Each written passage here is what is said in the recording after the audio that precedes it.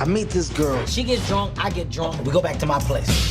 So this Bernie's got a pair. It's ladies' night. I'm down. I'm talking dirty. I am impressing myself. I made her feel like good and evil hung in a balance. Hi, welcome to What the Flick, everybody. I'm Matt Atchity. This is Alonso Duralde. That's Ben Mankiewicz. We are here to talk about Last Night. Yes. About. Yes, this is a remake of the 1986 comedy, which was in turn a screen adaptation of the David Mamet play Sexual Perversity in Chicago. This new version has almost nothing to do with the Mamet and only halvesies with the original, but it's still a lot of fun. Check it out. You know what your problem is? You're too damn good looking. What? Best thing that can happen to your face is an industrial accident. This is my roommate, Debbie Sullivan. This is Danny Martin. Nice to meet you. If you love me, baby, say yeah. I can't believe I slept with him on the first date. I'm shaking your hand. Why? Debbie, man. How do you know this? The roommate, your girl or my girl? She's not my girl. Did you text her, Danny? I don't have her number. You're gonna get it? After all that stuff you did last night, she gonna find you. I'm gonna be a good friend and pretend like you didn't just say that. I'm gonna be a good friend and act like I didn't see you check Facebook for a friend request. What are you, a 13-year-old girl? I think it has more than halvesies to do with the original. Like, I guess they didn't. I was out with fellow Young Turker, Jimmy Dore, last night and telling him about this movie, and then he proceeded to pull, maybe because he's from Chicago, but he quoted 28 lines from the original without being prepared to have this conversation. And I get that the lines weren't the same, but I mean the structure was incredibly similar. A lot of it. Yeah. I mean, I think the big difference here is that especially in the Mamet play, and to some extent in the first movie, the friends of the central couple are kind of being passive aggressive about their friends being in a relationship because it's taking away from their time. In this version, the friends, who are played by Kevin Hart and Regina Hall, are a couple themselves and actually introduce the other two to each other. So that's a little. But they still hate each other. No, absolutely. You're right. It is more than halvesies. There's a lot of stuff. In fact, there's a weird moment in the new About Last Night where they watch the old About Last Night. So then later, when they bring up lines from that movie, you're like, are you quoting the film that you watched, or are you just because it's a remake? Anyway, but yeah, the basic structure is Michael Ealy and Joy Bryant play Danny and Debbie. They are introduced to each other by their respective best friends, Bernie and Joan, and it's about the central couple sort of kind of quickly reaching intimacy and maybe moving in before they ought to, and then dealing with the anxieties and boredom or whatever, while their best friends are going through their own sort of very volatile on and off relationship. They're two totally different relationships. I thought I appreciate the speed in which the pacing, like. Well, I know that's actually wrong. I appreciated the speed and not the pacing, because while you said that they become intimate very quickly and credibly, believably, it's clearly the best relationship either of them have ever had. And then, as you say, that the issue is, do they move in together a little too quickly? But you don't have any real sense of time.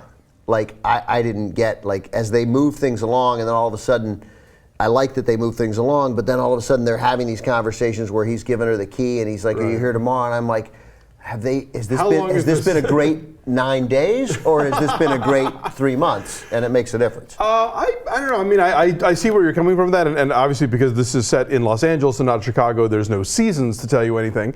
I don't know. I didn't. Even though they literally give you the seasons, like the. That's true. They tell you. About summer, about fall, yeah, you're about right. winter, You're right. about spring. Yeah. I don't know. I guess maybe because of that, or I didn't. I didn't. That part irritated me a little bit. Took me out of the moment. Not a big deal. I think what this movie does really well is give a great showcase for Kevin Hart and Regina Hall. Regina Hall is brilliantly funny and has been underused, I think, for years. And this is like the 6th or 7th film that they've done together.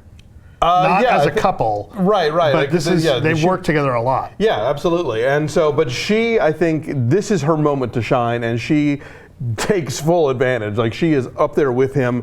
I would love to see them get paired more with each other directly in comedies, because they bounce off each other really well. Their energies are sort of similar, and she can give back to him as good as he gives. I mean, Kevin Hart is a movie star now. Like, it is inescapable. Like, Ride Along is, I still think, a piece of shit, but he's does what he can in it. But this movie shows you when he's got decent material that he can really just run with it, even if a lot of this was probably improvised. I like what you say there, because even I was ready to do it when you said this really gives a showcase, and I said Kevin Hart. But like, she's going to get overlooked because you do want to point out Kevin Hart, but she's great. She's just as she sort of stands there, that energy in every single scene that she's in.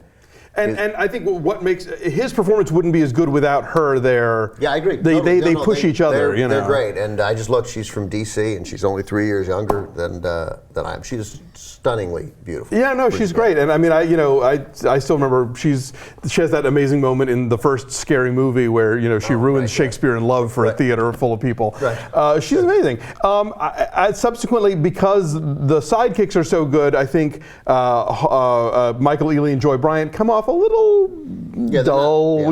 They're not as dynamic, but they are engaging and they're charismatic. I think they have a good chemistry, and so you do invest to some extent in their relationship. Although the stakes don't feel as pressing for them or at least as interesting as what's going on with Hart and Hall. Yeah, not because just that you've seen the original and you know how it goes. Even if there were no original, you would know how this goes. Yeah. Exactly. I mean, not sort of, but precisely what's going to happen. So there's, I found myself, the one thing that kept this from me from thoroughly enjoying it, I did enjoy it, but from thoroughly enjoying it was this checking my watch for break up. Like, I know you're going to break up so you can get back together. It's so obvious because that's all the movie is. There's a subplot about the bar and that he's a loyal, blah, who cares? But get to the part where you start to fight so you can break up so you get back together, because it's the only way this will ever end. Yeah. And it wasn't like I was desperate for it to end. But nonetheless, because when you see that structure that clearly, you want them to get going with that structure. You go to the Passion Play, like, can we get on with the crucifixion already? I know it's coming. I know it's coming. This movie is shot entirely in downtown Los Angeles, and it looked like a different place. Yeah, well, it's that 500 Days of Summer thing where you can now set an entire movie within about a 6 to 8 block radius of downtown, and it's a lived-in space. There's all those lofts and all those coffee houses and all those little boutiques and whatever. I know that's there, and I've seen it, and I've shot stuff downtown, but there's so much of the other part of downtown. But they really avoid that. But I mean, when they're coming around the corner there, and that scene where they either do or don't get a puppy, and they like buy the bread for the meal, and you're like, and I have now been out here 13 years, and I'm like, that's here?